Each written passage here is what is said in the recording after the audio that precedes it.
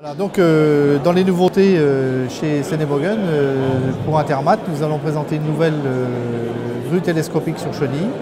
Bon, le modèle s'appelle la 6113 série E, qui est une machine de 120 tonnes, télescopique en charge.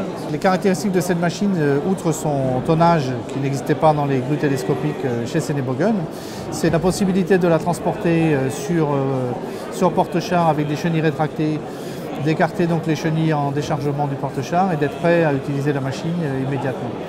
Le télescopage de la flèche ne se fait sans brochage, c'est-à-dire on peut à tout moment télescoper ou rétracter la flèche très simplement à l'aide d'un joystick. On peut se servir de cette machine comme une machine en pick and carry, c'est-à-dire que la capacité de charge de la machine et de transport est de 100% lorsque la flèche est rétractée. On peut donc amener sur site, puis télescoper la charge et la déposer au moyen du crochet de levage, donc par levage traditionnel.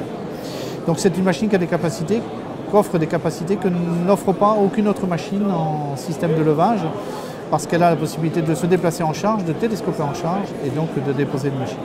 Alors son tonnage, bien sûr, aujourd'hui nous ouvre d'autres accès, parce qu'une machine de 120 tonnes, c'est un tableau de charge qui est très intéressant. Le deuxième matériel qui sera présenté sur Intermat est une pelle à câble de 40 tonnes, qui sera aussi une 640 donc série E. Donc les nouvelles séries E adoptent un certain nombre de choses comme les moteurs avec des émissions en tier 4.